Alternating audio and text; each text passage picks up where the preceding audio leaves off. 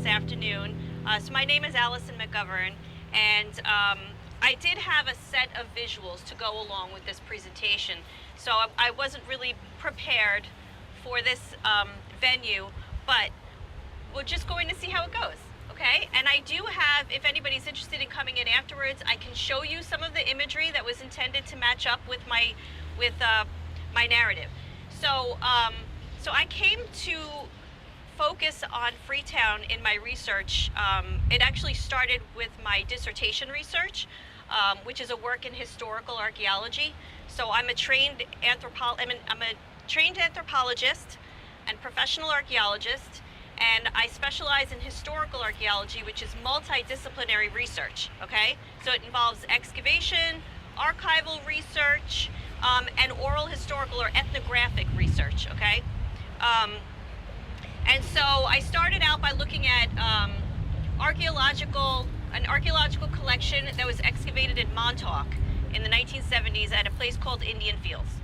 And from there, I moved through the historical material and came to understand the connection of Montauk people to Freetown, right, with Arthur Benson's purchase of all 10,000 acres of land in Montauk, and then he resettled some of the Montauks here in Freetown. So that's how I got started with the research, okay? And so Prudence asked me to come and share some of what I have learned in the process. It's all ongoing research. So to start out, Freetown is locally known as a neighborhood north of Main Street in the town of East Hampton. Its boundaries are loose, but it generally starts where the incorporated village of East Hampton ends, and is fully situated north of the Long Island Railroad line.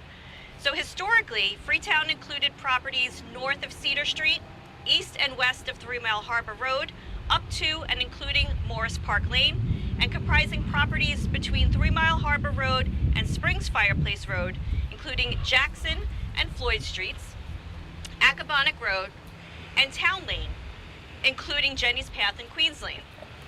These boundaries have evolved over time, okay? So Freetown doesn't start out this way. This is how we come to understand Freetown through time. So these boundaries have evolved over time and account for 20th century expansion. So in a sense, the geographical boundaries are dynamic, and they also relate specifically to a conceptual definition of Freetown. That is what it means to be in Freetown, okay? So for some reason, in recent times, the early history of Freetown eludes people, want to know, where was it? Where was it identified in relation to documents? How was it formed? And yet there are plenty of people who live in Freetown today who could speak to its contemporary setting, right? Some people have made Freetown their home because it's among the most affordable places in East Hampton to live, and others live in Freetown because they have always lived here and reside in ancestral homes. So we all know that portions of Freetown are zoned for light industry, and in recent times it has become the likely location for public services that support the remainder of the town, right? Like sanitation, cell tower sightings, mining, and affordable housing initiatives that never fully get underway. Now, the meanings of Freetown are varied, as are its residents. So through my work with the Mapping Memories of Freetown project, which some of you have been to, I've learned that for people who grew up here, Freetown meant home and community. Memories of growing up with extended families and playing games and sports with friends and relatives signify Freetown's meaningfulness as a tight-knit community, reflective of close social and kin bonds. And those bonds are extensions of historic social and kin networks. There's also a fascination with the meanings of Freetown in historical perspective, right? 20th century references to Freetown's origins as a settlement of quote-unquote freed slaves suggests a deeper, darker history of enslavement that has been forgotten or erased over time.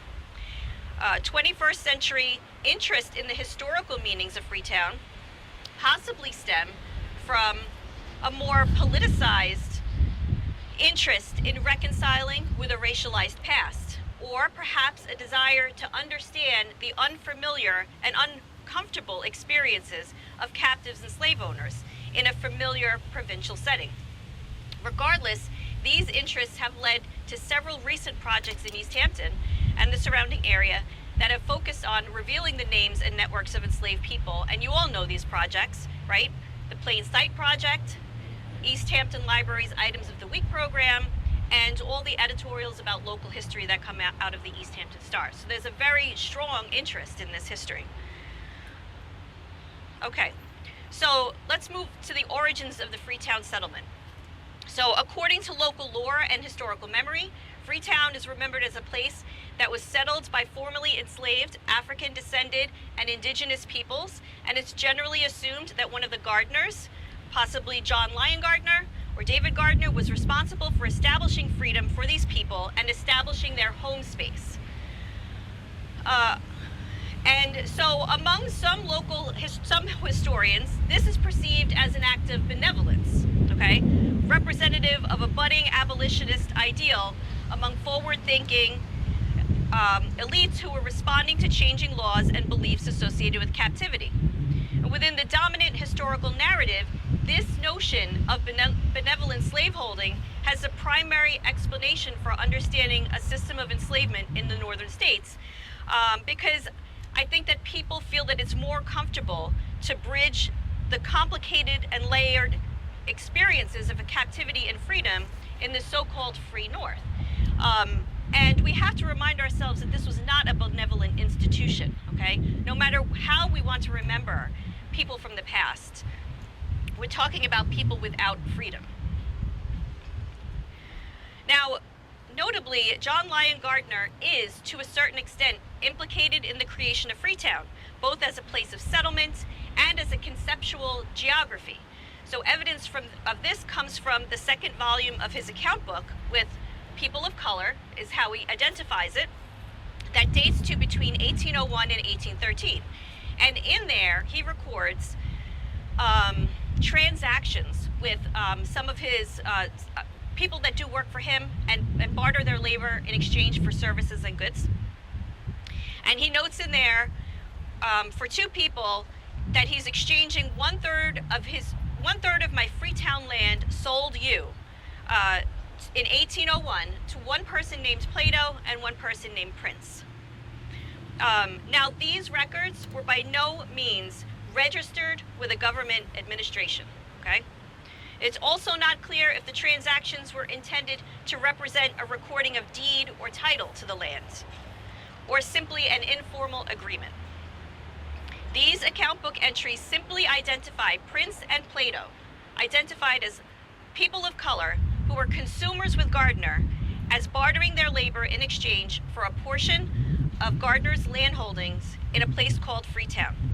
And they are two of 33 people that had consumer accounts with John Lyon Gardner, or 33 people that John Lyon Gardner had labor accounts with. Neither is it known if Plato or Prince or anyone else listed in those two volumes were enslaved or freed by Gardner, okay? So then how is it assumed that the Gardners freed people who were formerly enslaved by them and settled those people in Freetown? Well, these assumptions likely have to do with how we in the present engage with the past, okay? Contemporary misunderstandings of what an enslaved person must have looked like and how they were labeled by government officials in the 18th and the 19th century, as opposed to how they themselves self-identified, has really resulted in a fixation with finding Africanisms and people of specific heritages in a cultural landscape that was navigated by people of diverse backgrounds and heritages. And in many cases, the reporting of people of color by townspeople and government officials in the 18th and the 19th centuries reveals more about how whites viewed people of color and nothing about individual heritages. Now, the interactions of European-descended, African-descended, and indigenous people both from sovereign communities and off-reservation contexts, were all in this colonial context, all working together in a plural labor force in East Hampton in the 18th and 19th centuries. So it's also worth noting that because the Gardners had a long historical presence in East Hampton, their influence in organizing and controlling that plural labor force should not be underestimated. For instance, John Lyon Gardner's relationship with the Montauquets and Shinnecocks was heavily influenced by his father's relationship with them, his grandfather's, and their ancestors' relationships with the Montauk, Korchog, Manhasset, and Shinnecock ancestors. And as we all remember, it was indeed Lyon Gardner who famously brokered Gardner's Island in exchange for rescuing the Montauquets from Pequot tributary control, and of course, in the same vein, establishing English trading rights. So from the earliest days of colonial contact on the East End, the Gardners were dominating a trade with the indigenous people and communities. Furthermore, the Gardner family's involvement with global trade from the colonial era and into the 19th century demonstrates that the Gardners' economic networks provided access to markets that included captive Africans. In the 18th century, the plantation at Gardner's Island produced agricultural products and livestock for a global market that linked the Northeast to the Caribbean and the broader Atlantic world.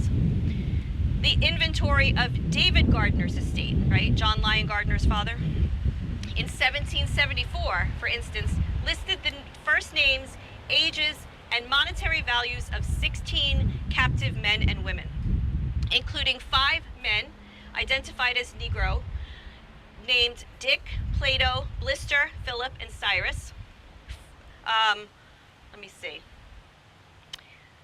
4 boys, Peter, Cato, Reuben, and Abel. 3 women named Phyllis, Sabina, Sarah. 3 men identified as Indian, Benjamin, James, and Pionk, and 1 Indian girl named Sarah. And even into the mid-19th century, we have this idea, this remembrance, right, by Julia Gardner Tyler, who comes generations later, reminds us that the Gardners were no strangers to slaveholding.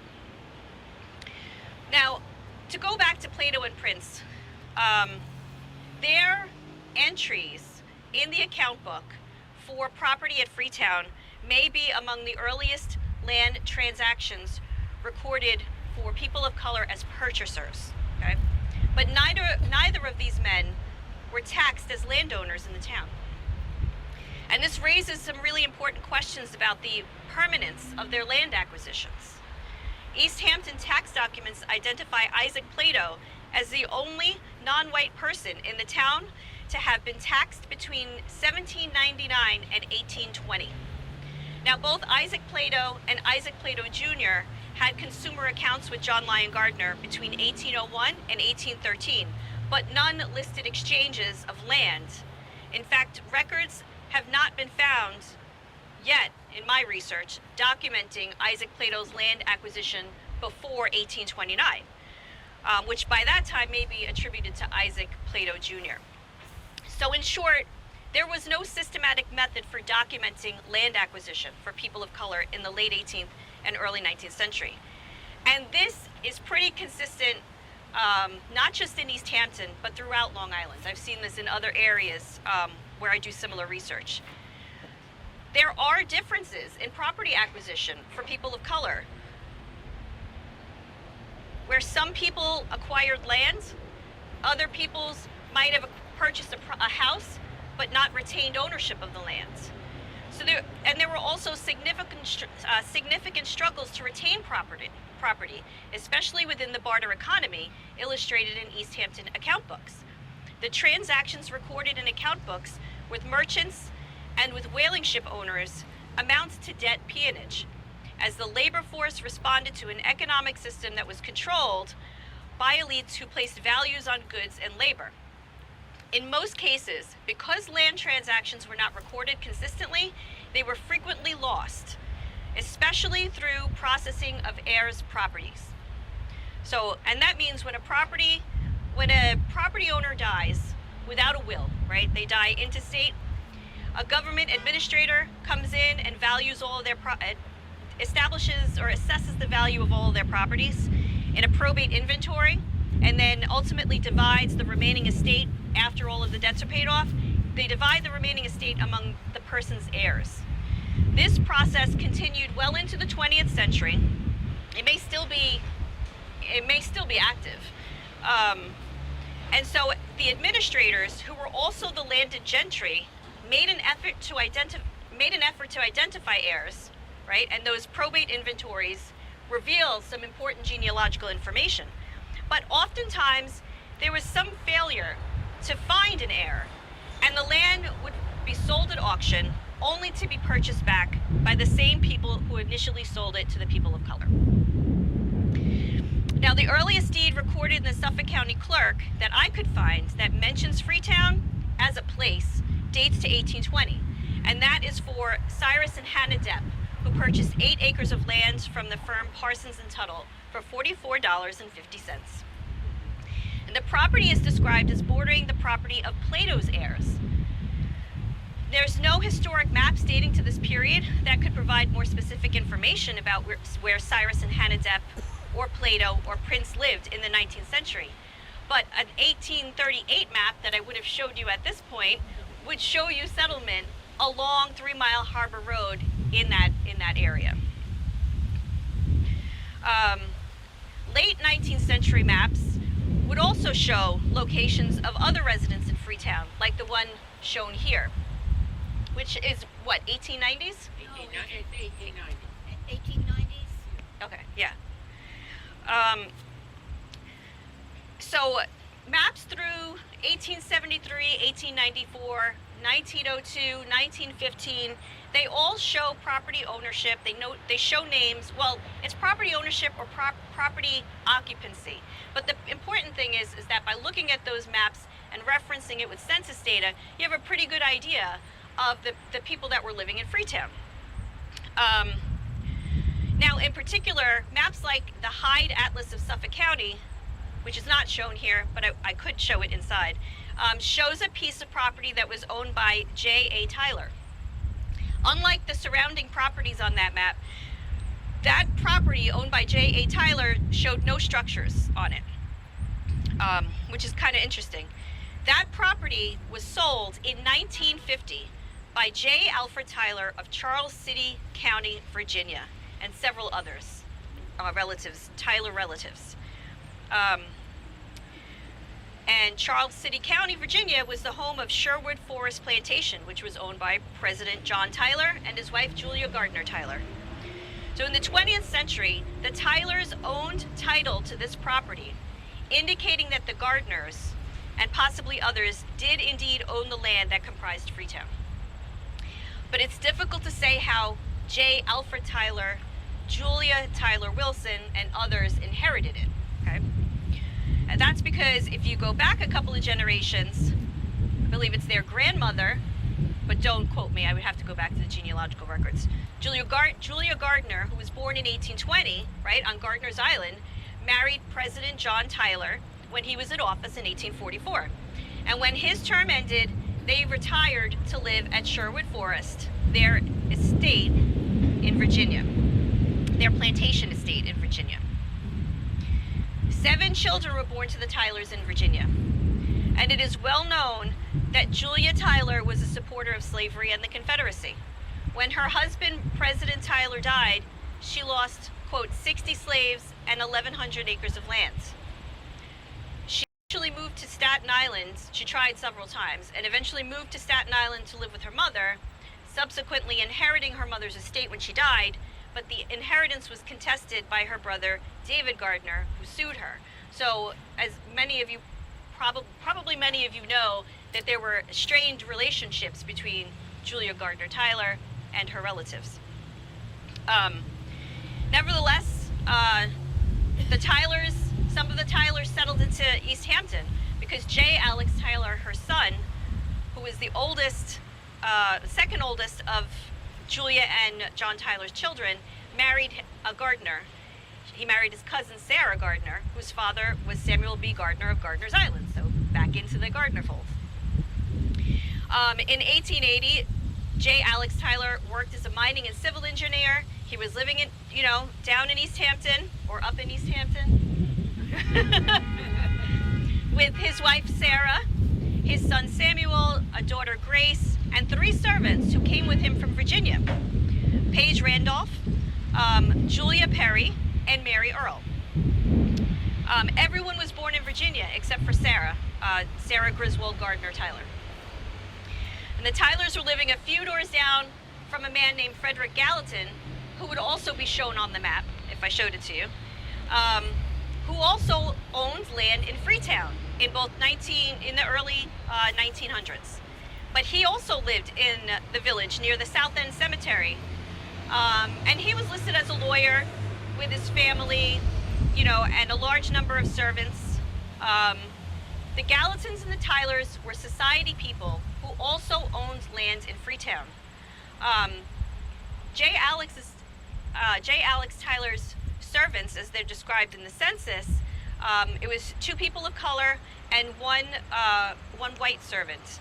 The Gallatins, I believe, had all white servants, but they had a place where they settled their laborers, and that was Freetown. Newspaper articles indicate that Frederick Gallatin was a New York City lawyer, a prominent summer resident of East Hampton, and he owned a pleasure yacht. And around 1885, he was in the market for some property in the south end of the village. So their properties in Freetown likely served as rentals or tenant housing, possibly for the people who worked for them. So the 1950 deed of the Tylers' Freetown property ultimately led to the planning of Morris Park, the Morris Park subdivision. The property, the Tylers sold the property to a couple with the last name George, and the Georges then sold the property to Frederica Good Joseph in 1955.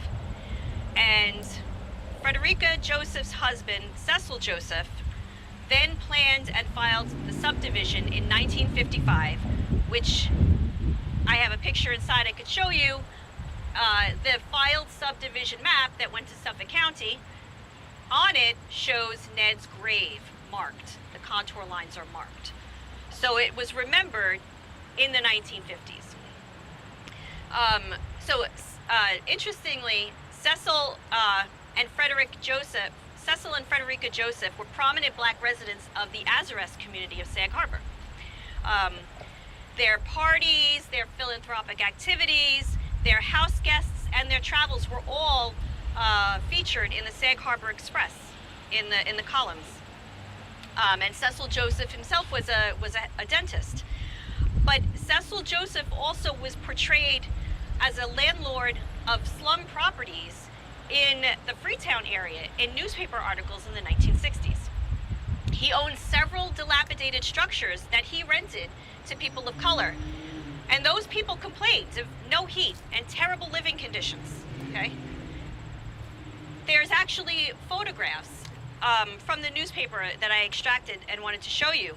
And those structures are likely remnant housing from the 19th century. What this means is that this area was likely an area that was home to Ned, who was buried there, home to Plato, Prince, Cyrus Depp, and many other people in the late 18th and early 19th centuries. And through the Mapping Memories Project, we've learned that at least one person recalled Cecil Joseph and remembered as a child seeing Ned's gravesite before the homes of Morris Park were built. 2 important points can be connected to the location of Ned's grave. He could have been buried near where he lived, which was very common at the time, and he was likely buried in an area where other people of color were also buried. Both of these assumptions are likely true, making that entire area sensitive for both archaeological and sacred sites. Now, why Freetown? Why that location? And Freetown developed due to its proximity to the central village, where most of the wealthy families were settled. Most elite whites were descendant of the early families who settled the town and owned, in addition to agricultural lands, portions of woodlands, meadows, and marshes. And so they chose small sections of their extensive land holdings to sell or allocate to their workers for settlement. And it seems that the landed gentry shared ideas about sections of the town that would be allocated collectively, right, to settling the labor class. And then they began to sell portions in similar areas to people of color. This is illustrated in clusters or enclaves in the federal census listings. And in addition to the Gardner family, the Dominy, Osborne, Miller, and Dayton families all allocated lands at or near Freetown to this early workforce housing. And it's notable, all of the traffic that's happening up and down this road, this was always a main thoroughfare that connected Northwest Harbor to the village, well before Sag Harbor was established as a port.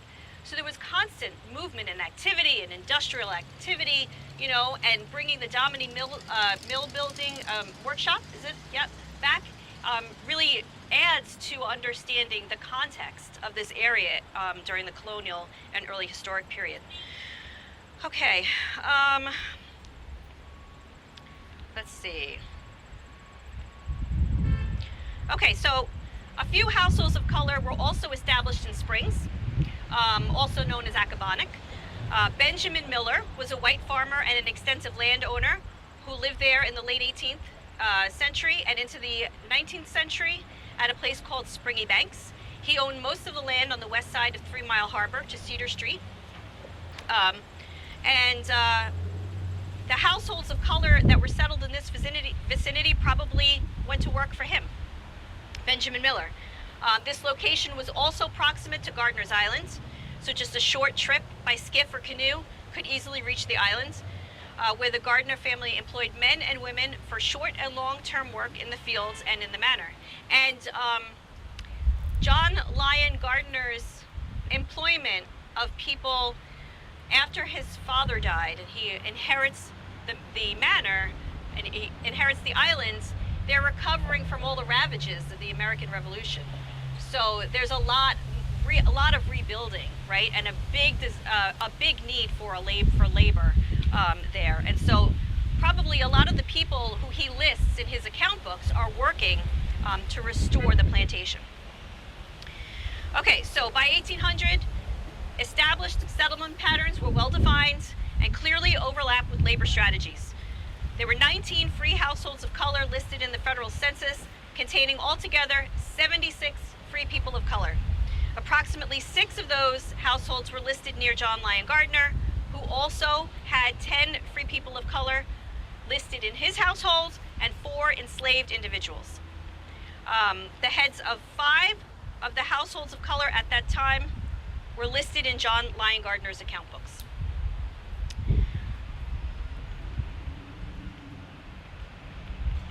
Okay.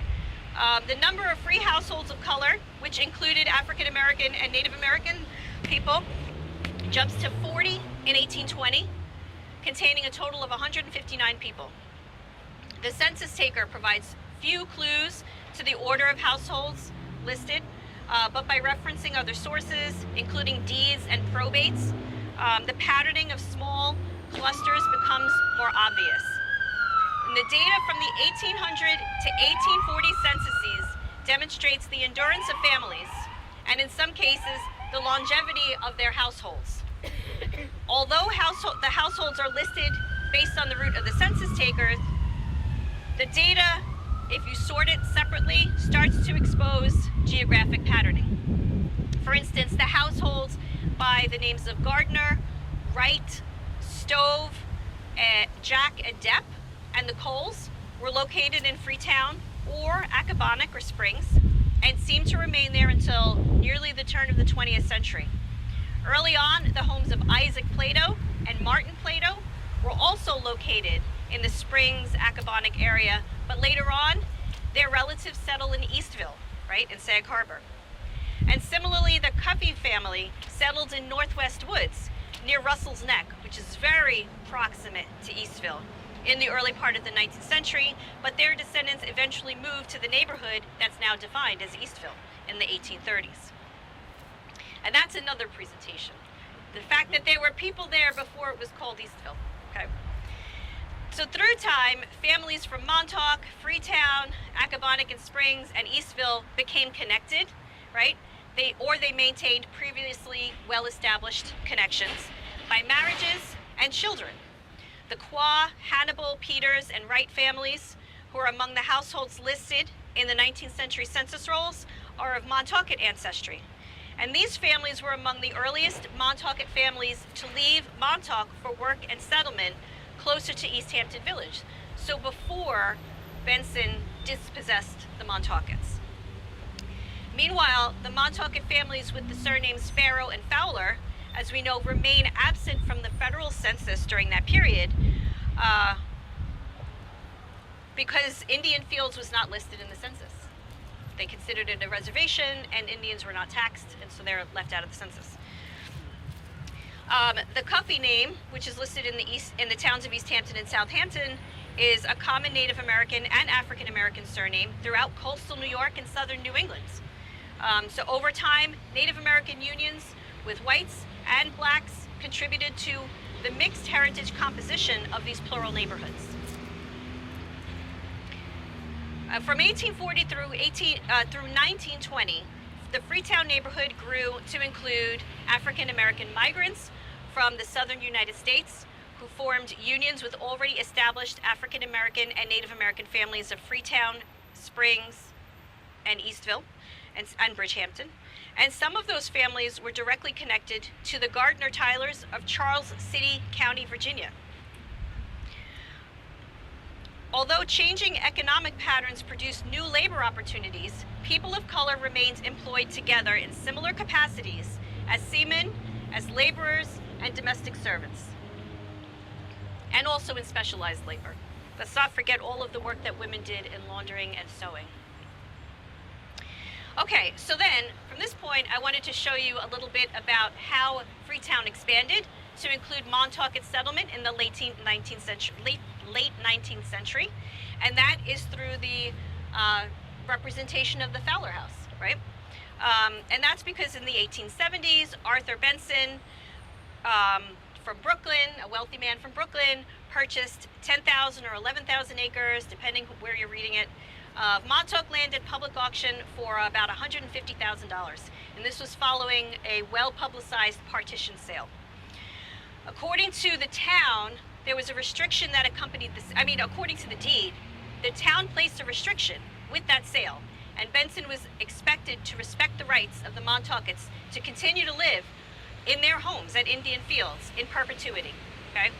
But as soon as Benson purchased the land, he hired local people to help him, local agents to help him in negotiating the sale of individual Montaukett residency rights to him in exchange for small pieces of land in Freetown. And that's because he didn't want the Montauketts living on the land that he purchased, even though they retained rights to live there. So he tried to offer individual Montauketts small sums of cash and property in Freetown to move them off the land. And he only negotiated with the people who were still living there. So there were all these lots of other Montauketts who still maintained residency rights, who were left out of those discussions. Not that they were great discussions, but that's the context that we're talking about. And the terms, of course, were misleading, because the Montauketts later testified in court that they were told they could always return to their homes, as they had for hundreds of years before. But this was not the case. And so I wanted to show you pictures of the Farrow and the Fowler families, photos taken in front of, at Montauk prior to their dispossession. And one of the people who was born there was George Farrow, whose house is up on Springs Fireplace Road. Yes, up on Springs Fireplace Road. So some of the Montaukett homes, which I would show you a receipt to go with this, were moved from Montauk to Freetown by Benson's agents, okay? And there is a copy of this receipt in the East Hampton Library, Long Island collection. And it shows a bill for removing Mariah's house and Aurelia's house, and a note on the receipt says that the rest were burned, okay? As many of you probably know, we did archaeology at the Fowler house in 2018 during the winter. It was a very fast archaeological investigation underneath the floorboards within the house. It was done while a renovation was planned with the town supervisor. And so construction had already started before we had the opportunity to get in there. So some of the archaeological contexts were already disturbed because there was little oversight by preservationists in the renovation process. So important features like a brick cistern were completely removed without documentation before we got there, and corners of the house were dug out. Perimeter of the house was dug out, so we weren't able to look for the presence or absence of a builder's trench. But we were able to investigate between the floor joists, when they had ripped up the floor, and we recovered lots of artifacts that date to the period of their settlement there in the 1880s, and the occupation period, interestingly, stops around 1930. So artifacts are from a really narrow time frame, and from census data we have information about who was living in the house at that time. So items like toys are closely associated with the children who were growing up in the Fowler house at that time. And the reason that we know that the context was sealed in the 1930s is because the house underwent a renovation. It might actually be 1940, after the hurricane of 1938, and like an asbestos flooring was put down that sealed up all of those cracks that were previously there between the floorboards. So we had a nice discrete context. Archaeology there was just limited to what was underneath the house, because after the renovation was done, people knew they wouldn't have access to that information anymore. So it was like a salvage investigation project.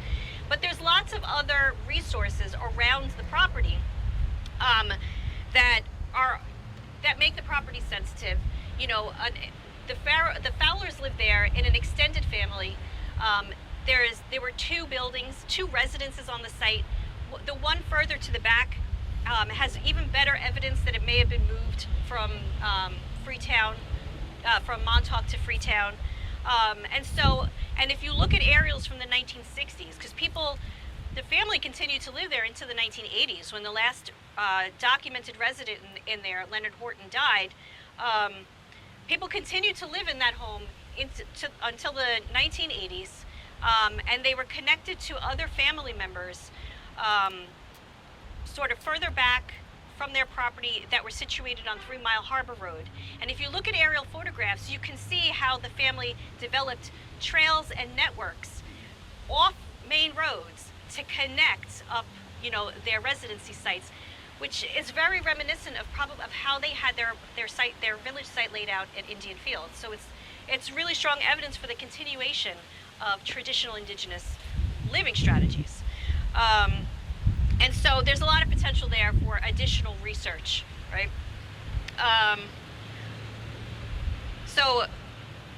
And this place, the Fowler house, we could talk about how site layout and social meaning are mapped out at that site, because from one descendant we have a memory map of how the property was laid out, and that memory map matches up with a 1960 aerial, so we can understand spatial organization, and things like plantings and animal pens, which is really important if an archaeological investigation happens there in the future. But this was a place where Montauk heritage was traditional, but it was also intersectional and modern, right, into the 20th century. The home site was frequented by residents of the neighborhood who would have had their hair cut in the kitchen. And Carlos Huestes, who was a student of anthropologist Frank Speck at the time, everyone knows he spent time here. He spent a lot of time at the Fowler house.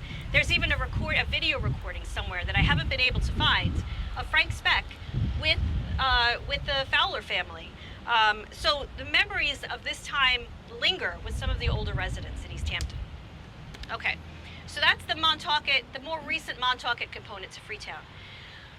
The other extension that I wanted to talk about really quickly is the Hayesville Settlements. And my research with the Hayesville Settlements it evolved from the Mapping Memories of Freetown project, and then sort of jumped off also with helping the Hayes and the Hobsons and the Hills to develop a narrative for Lieutenant Lee Hayes to go along with the memorialization of the youth park, the dedication of the youth park. And so the Hayes play a really important role in the evolution of Freetown. okay?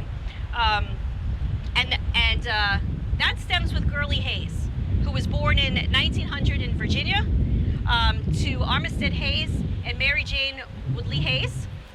And his soon-to-be wife, Jenny Betsy Hill, was born in 1906 to Armstead Hill and Emma Jane Woodley. Gurley and Jenny married in 1922, and they had 13 children together. Gurley and Jenny arrived in East Hampton around 1930. Before that time, get those leaves. Before that time,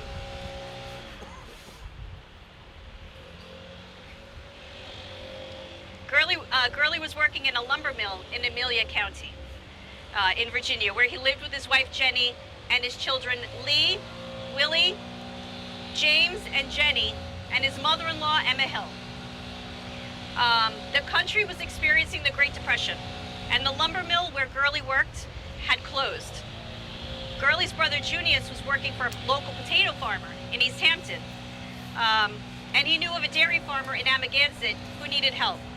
So Gurley arrived in East Hampton to meet with Toby Griffin, and then returned to Virginia to bring the rest of his family. Gurley and Toby worked together to build a house for the Hayes family to reside in on the Griffin farm property on Hands Lane. And the farm and the area, that area has since been redeveloped. So, living on the Griffin farm, Lee remembered growing up on potatoes and milk. Bart Hadel had a potato farm nearby, and they told them they could help themselves, dig for potatoes. A local fisherman gave them fish to eat. So he remembered in some of the oral histories on file at the East Hampton Library, he recalled that he'd go across the fields and they'd get fish, they'd get potatoes. Their father had a garden, and they frequented the barn where they could get milk. So he said in the interview, you know, we had everything we needed to live on. And Gurley and both Gurley and Lee Hayes recalled in interviews from the 1970s, the 1980s, and the 1990s that for a while they were the only black family in Amagansett. In 1948, Gurley purchased a wood lot on Town Lane to build a home. He purchased the property from William Jenkins, who acquired several acres of property north of Town Lane from the John Gay estate in 1948. Jenkins had sold several parcels adjacent to this one to Henry Gibbs, another African-American laborer from Tennessee. So you could see a growing community of people from the southern states. And then in 1950, George Hayes purchased a lot south of Gurley from Lester Linton. Lee Hayes acquired one of the lots south of Gurley and east of George Hayes. So Old Town Lane, as some of the descendants remembered in the 1980s and 1990s, had only 5 houses on the street. People raised chickens, turkeys, the Hayes had a cow, and Roy Lester, who lived nearby, had a horse farm.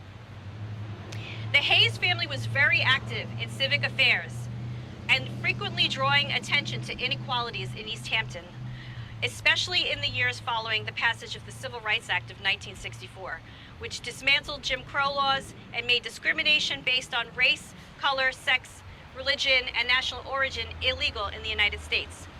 But even with the passage of this legislation, people of color in East Hampton and elsewhere still face challenges in buying homes and obtaining jobs from which they were qualified. An interesting thing is that in 1968, Gurley proposed an application for rezoning his 5.7 acre property on Town Lane to build multiple dwellings. And the purpose was to create a series of cottages that could serve as housing for people of color on Town Lane. At that time, there were few houses on Town Lane, and there were few places and few people who would sell homes and land to people of color. This was, interestingly, also at the same time that several families were living in poor conditions in buildings owned by Cecil Joseph in Freetown. So you can understand the struggles for adequate living conditions that people face. Townspeople would only sell to African American people in certain areas of town, and Gurley proposed to resolve this issue by trying to develop housing.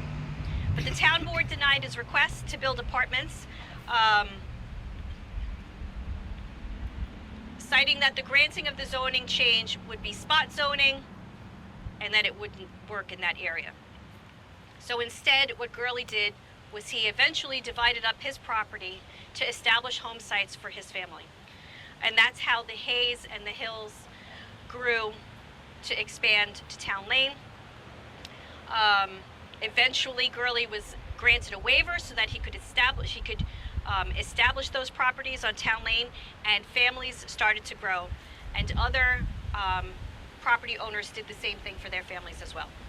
So Town Lane became a very tight-knit community that developed relationships with the older communities of Freetown, right? The Hayes, the Hobsons, the Hill families combined civic responsibility with spirituality.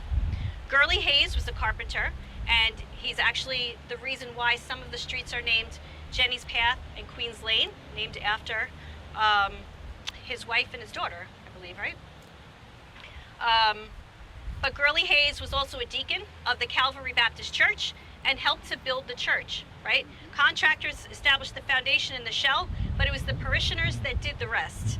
And in 1968, 100 members of that church marched from the chapel at Freetown, where they previously worshipped, to the new church on Springs Road. So in conclusion, Freetown started out as a geographically marginalized place for East Hampton elites to settle their workforce, or to establish their workforce. That was an easy access for work opportunities.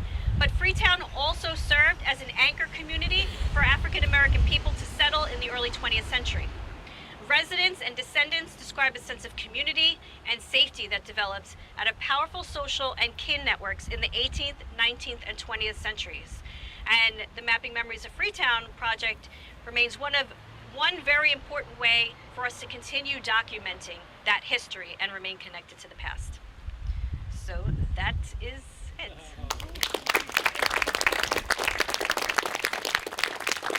Allison, once again, you nailed it. Oh, thank you. This lady knows her stuff, and she does it very, very well and very professionally. And I just want to say I knew Gurley Hayes. He served in my grandfather Ferris Talmadge's sawmill in the 50s, and often told me to get away from the tractor, which was causing the mill, the knives to go around. And Gurley Hayes was a wonderful man. I have a surprise for you and for everybody else here, and I want to show this. You want to move? You're welcome.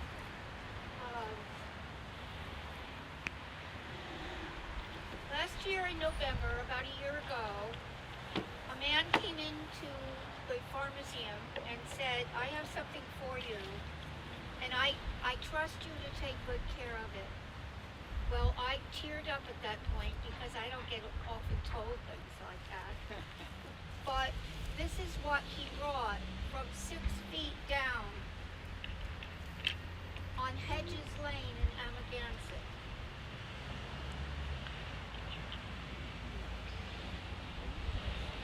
Can everybody see?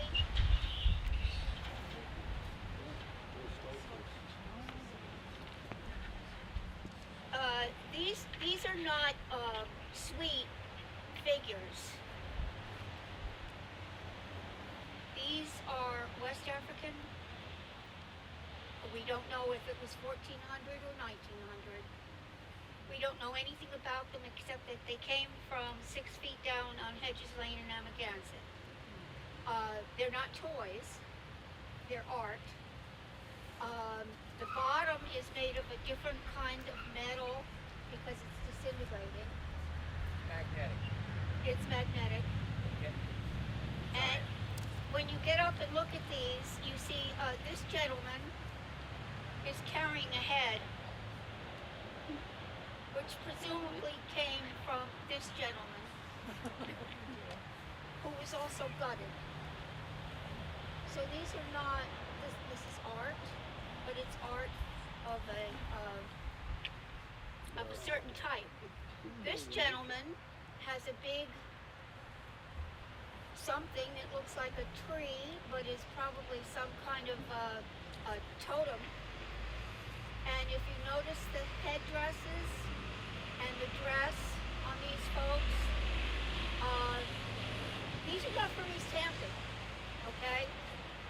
And I have had an offer to have them taken into New York for some money, and I rejected that offer because I don't want them in a New York museum. I want them in an East Hampton museum. So they're staying here. This is an East Hampton story. My husband says so eloquently that the slave trade did not put these in their loincloths. So we're not sure how they got to Amagansett. Maybe they came off one of the Edwards whaling ships with somebody who stopped on the west coast of Africa and went into a bazaar and found them. I don't know. Allison has seen these pictures. Steve Long from the Historical Society has seen these pictures. I wanted to bring them today so you could actually see them. But we have stories here yet untold.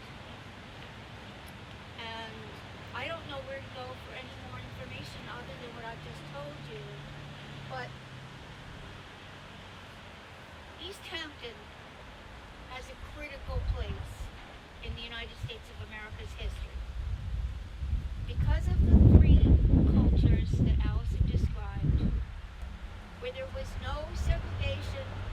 Now obviously, people have attitudes you can't help, but there was no segregation in baseball, there was no segregation in life, and Freetown proved that. So, I'm going to ask Allison if she can give a couple minutes to any of your questions or comments, and then offer anybody who wants to come inside. Allison, can you give Brian your computer so he can set that up? I have it. All we have to do is hook it up to the, So that those of you who want to see the pictures that Allison so carefully put together for this, I could use a flash and drive on there. obviously It's we on. were not set Save up it on flash drive if that Okay, works. yeah, either way. manage Yeah, this. yeah. because we can't fit you all in the same room. But I'm delighted that you all came, and we need volunteers because we're getting old and we need young people, and we need to tell the story or it will be lost. The stories like Freetown will be lost. So if you have any spare time or any interest, come on over, we need you. And in the meantime, Allison, will you take questions? Yes, yes, I will take questions. Yes. Hi, thank you very much for your lecture. I just feel like really we haven't moved very far from your description of the early 1800s, 1700s. African Americans still live over in Morristown, and Bridgehampton has a neighborhood, and Sag Harbor still has Azure Rest. And we haven't had the people move into the society around us. The affluence really keeps, I think, cultures separate. And so it was disheartening to hear that, this was established, but it's still the way it is. My family, you mentioned the Osbornes. My family bought land from the Osbornes in Wainscott, and we've been the only family there since 1867 till today. Wow. There's no black families moved into Wainscott. Wow. It's really crazy. Yeah. But it's how it is Yeah. around here, and the affluence is staggering at times. That there still is not very few opportunities for African Americans to own homes here. So thank you for your information. I appreciate that. You're welcome. And with that, I would also argue that we can't continue to convey this idea that segregation was never a part of East Hampton life because we have de facto segregation. That's the reason that communities aren't integrated. So. But it's a great It's one of your family. But thank you, thank you. I think Sag Harbor's made some input. When I was growing up in after don't make myself older.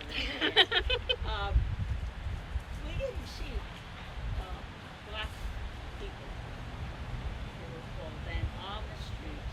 They rarely came into town unless they were desperate or still. But they are becoming more. The neighborhood now has a lot of Caucasians in it, and is a percentage of, I guess, is exaggerated, educated people that are Educated now African involved, Americans, educated and financially established. Yeah. Yep, yep. are An elite out in group. the community. An elite group. Libraries, Yeah. boards, Yeah. Yeah. on and on. Everybody, Mary Collins Bennett is our almost 90-year-old volunteer. All right, girl. And she was born over I.Y. Halsey's garage. On Which is Newtown now Lane. what? Stop it, Stop Stop and it, shop. Shop. It's dating yourself. Well, thank you.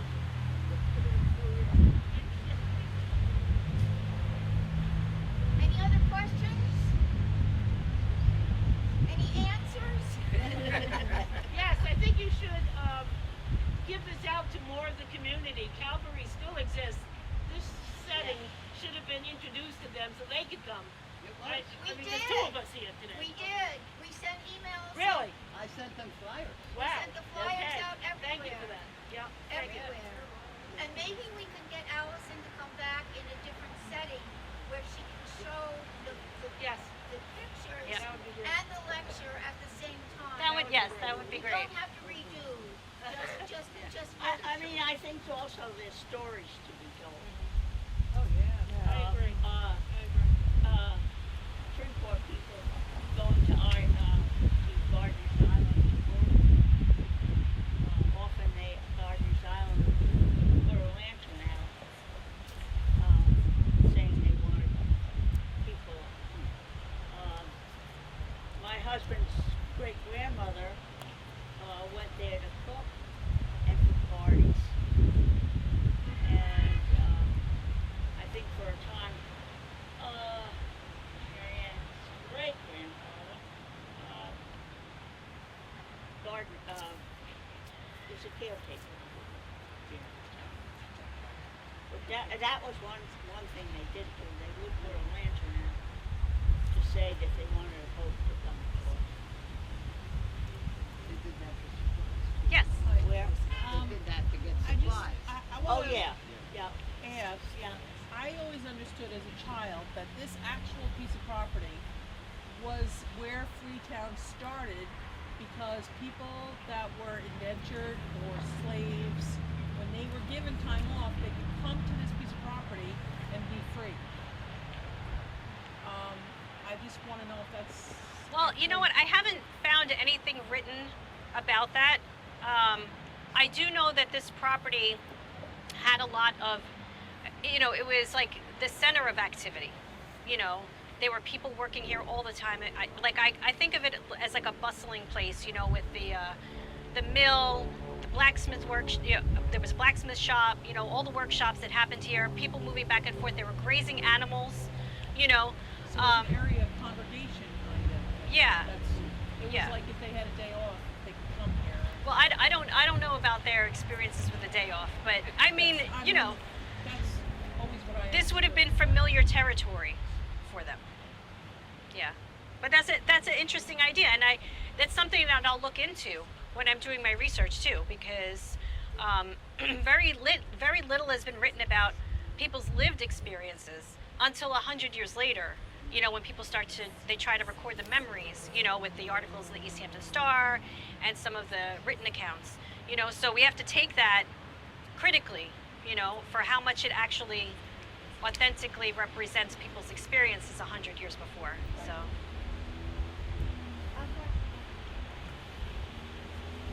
It's not a question so much as the Fowler Pharaoh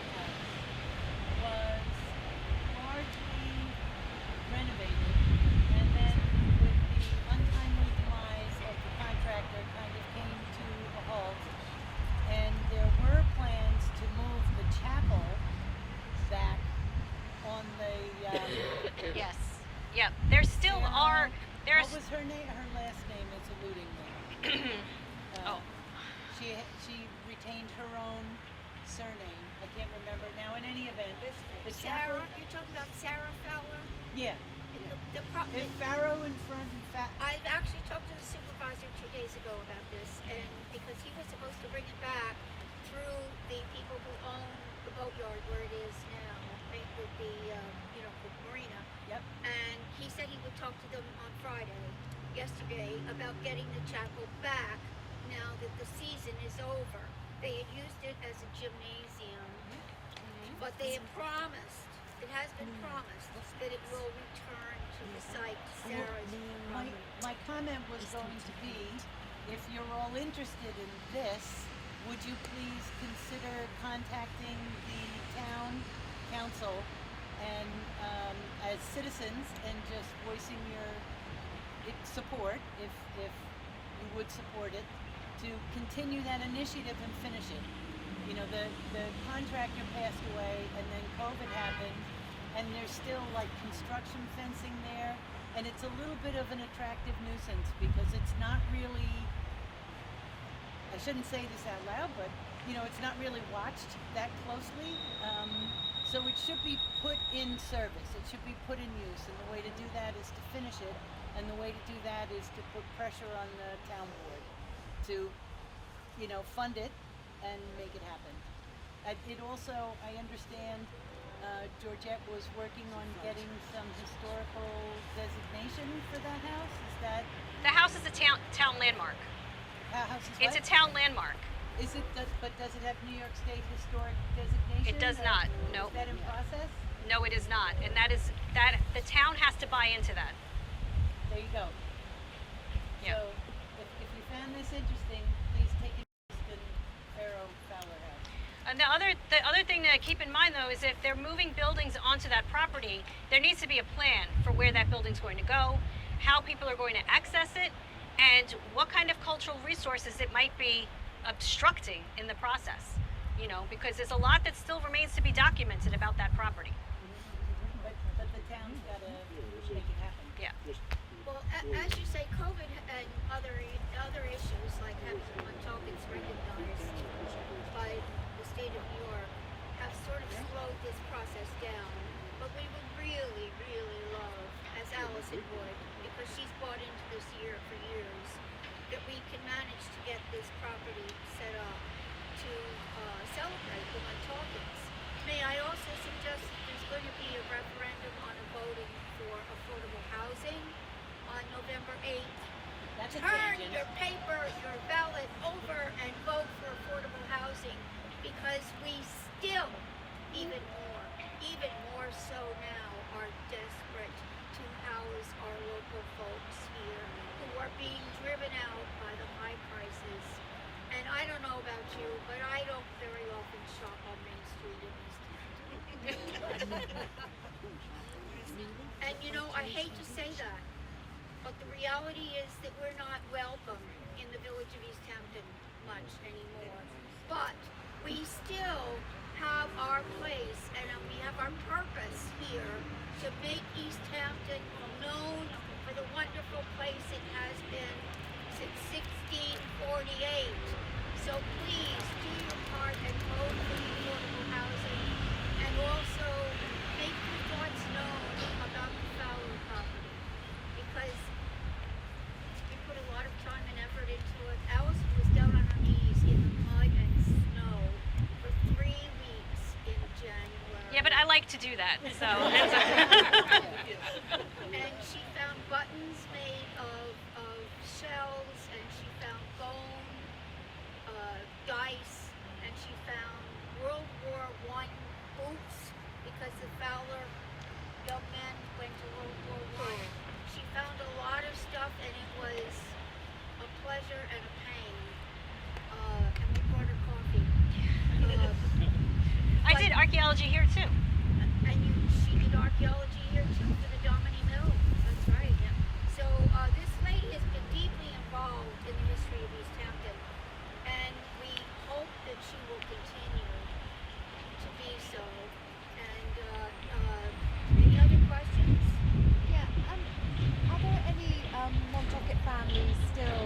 Speak living. up. Are there any other Montauk families still living within the Freetown area, or was the Fowler house? That's a good question. I don't know. I don't know.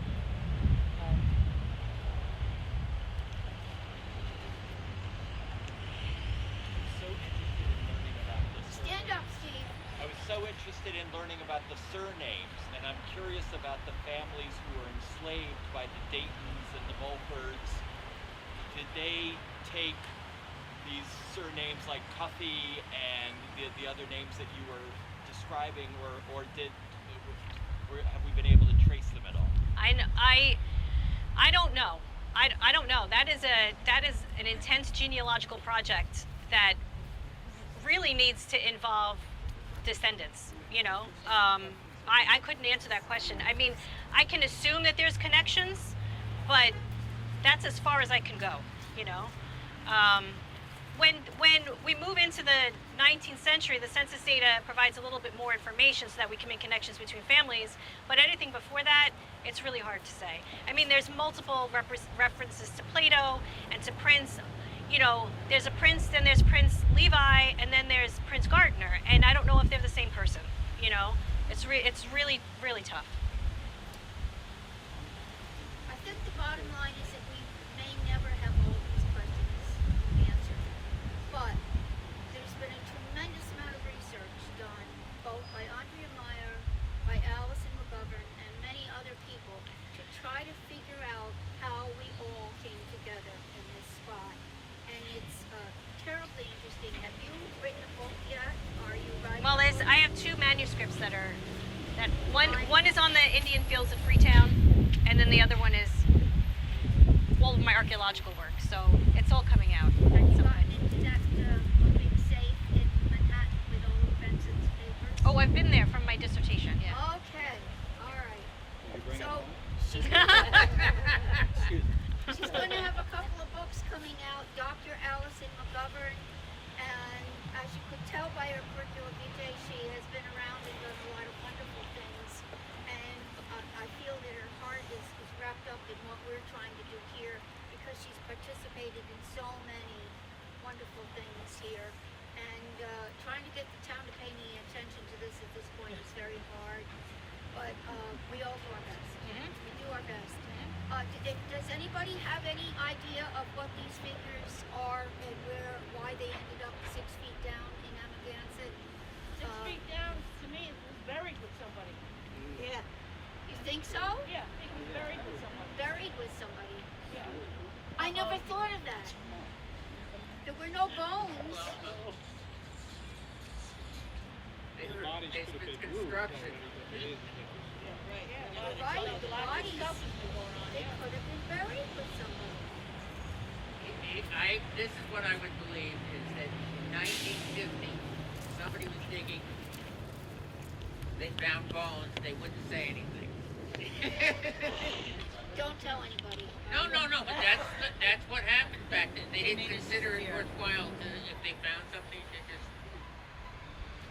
Well, now Allison is going to set up and show your pictures inside. Sure. Yes. Can you do that? Yes. And then the last thing that I wanted to mention is that we had a Mapping Memories of Freetown event at the Calvary Baptist Church, like the November before COVID, and it was an event to bring people who grew up in Freetown together and reminisce, and talk about their memories, talk about histories.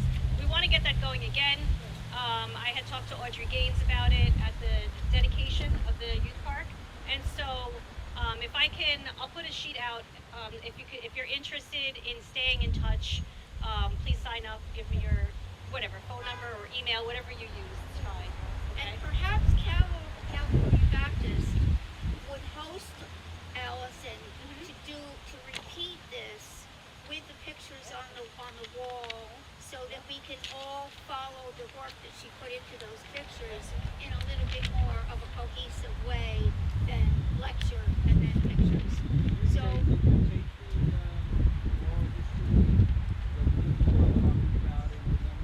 Yes, I recorded the oral histories, but one thing to keep in mind is that they're not publicly shared, because I'm an anthropologist, so I do ethnographic work. I don't do interviews, right? So we have a process of securing people's emotional and physical safety, you know, so we can use material within limits, you know. And the whole point of the Mapping Memories project is not to develop testable questions from the research, No, but it'd just to be interesting to yeah, hear that, yeah. you know, just like the story of this yes. young woman in Yes. World War II. About her family, you know. Don't want to see their pictures, but just to hear the. Well, and we can certainly develop an aspect of the project where that does get shared, you know, and we take out the sensitive information. Absolutely. Okay, so I'm going to put a piece of paper here. If you would, if you're interested, please write your name and your contact, how you'd like to be in touch. And I think it would be nice to have this done again within the context that she had originally thought to present it. And I think Calvary Baptist would be a great place if somebody could help us set that up. Thank you so much for coming, everybody. If you want to see the slides,